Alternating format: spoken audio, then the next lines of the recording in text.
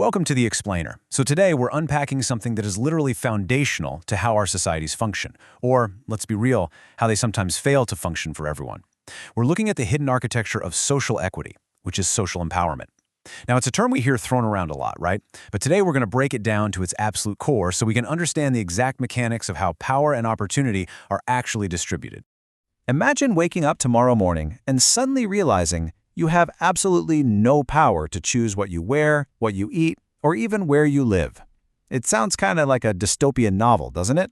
But here's the thing. For millions of people across all sorts of demographics, lacking the basic authority to make those everyday personal decisions is a daily reality. This profound lack of agency, that is exactly what a lack of social empowerment looks like in practice. Okay, here is our roadmap for today. We'll start by defining empowerment. Then look at the three core pillars: why society needs it, the demographics of empowerment, and finally, the legal shield. So, Section 1, Defining Empowerment. Social empowerment isn't just some corporate buzzword. It is a very definitive process. It's the process of gaining access to opportunities and resources so you can exercise personal control over your surroundings and your life choices. Crucially, this requires acting both individually and collectively. It's really about fundamentally altering those deeply ingrained social interactions and structures that, well, actively exclude disadvantaged people from fully participating in society. Empowerment essentially bridges the gap between massive societal structures and everyday human life. On a macro level, we're talking about building societal assets and making sure the institutions controlling them are fair. But on the micro level, empowerment is profoundly personal. It's that moment a transgender person secures a job and feels a true sense of self-determination. Or it's the moment a person from a historically marginalized background finally gets a fair hearing in a public meeting, right alongside everyone else. It is systemic change, but it's felt on a deeply individual level. Moving on to Section 2, the three core pillars.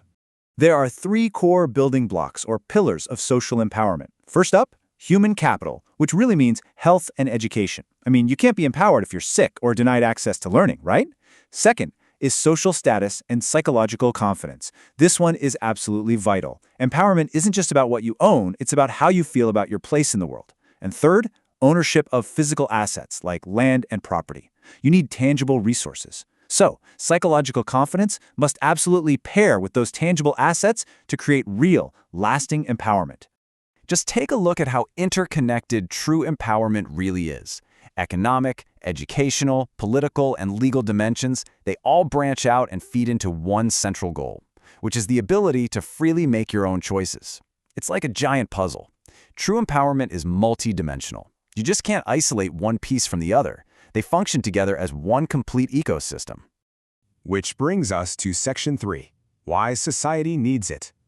Empowerment is not just a moral imperative, guys. It's a macroeconomic necessity. Empowering marginalized groups directly decreases the likelihood of unemployment, and it leads to a notable decrease in social violence. Why? Because when people actually have agency and a stake in society, conflict naturally drops. It reduces concerns about corruption and acts as a direct, powerful strategy to tackle poverty and inequality. Ultimately, it's the primary engine driving inclusive development. When you empower the excluded, the entire societal structure gets stronger.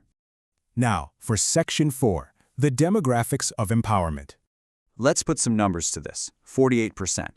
Women make up nearly half of India's overall population. Global organizations like the UN view gender inequality as an absolutely crucial problem space, noting that women must fiercely assert their right to equality in social, economic, and political spheres.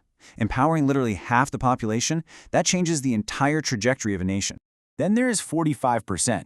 This represents the backward class in India, making up nearly half of the overall population.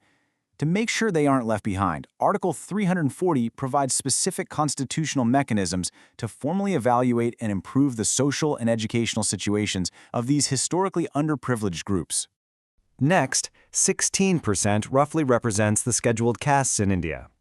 Now, the historical context here is deep. We have to acknowledge the Varna system as one of India's oldest institutions and, frankly, a historical source of intense social division.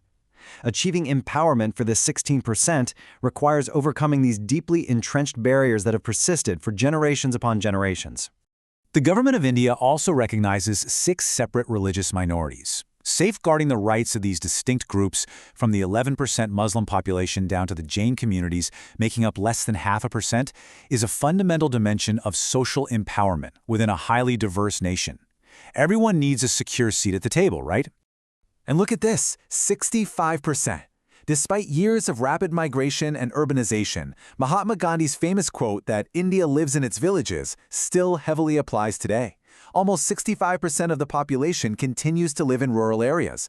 So this means true empowerment initiatives can't just be city-centric. They have to reach deep into rural infrastructure and everyday village life.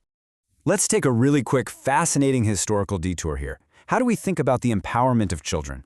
Well, the whole concept of childhood as a protected, extended period of life actually evolved over time. It owes its recognition to popular welfare struggles fought by the working classes against the profound, often harsh changes brought about by the Industrial Revolution in the 18th and 19th centuries. The right to simply be a child? That was a hard-won victory of social empowerment. And robust empowerment structures are absolutely demanded by several other crucial demographics too. Transgender individuals must be supported in living with their unique identities. Differently abled persons require seamless access to education and employment to realize their full potential. And of course, a rapidly growing elderly population desperately needs financial aid and structural support so they can live their later years independently and with complete dignity. Finally, Section 5, the legal shield. So, what does this actually look like on paper? This is the legal shield for women in India. It's a framework designed to legally force equality in everyday life. You have Article 14, guaranteeing equality before the law, moving all the way through constitutional guarantees for equal opportunity in employment, equal pay for equal work, and crucially, Article 243, D3, which mandates reserving no less than 1/3 of local government seats for women. This secures not just livelihood, but vital political representation. Building on the Constitution, the Indian Penal Code provides heavy legal hammers meant to criminalize violence and systemic harassment. We're talking about everything from sections targeting kidnapping and rape to specific laws against dowry deaths, mental and physical torture, and sexual harassment. The state has literally codified the absolute protection of bodily autonomy, safety, and dignity right into its penal system. So, the frameworks are comprehensively mapped. The demographics are heavily studied. The laws and the constitutional protections are written down in black and white. But it forces us to ask, is true social empowerment actually a reality in our everyday lives? Where does the ink on the paper fail to match the reality on the streets?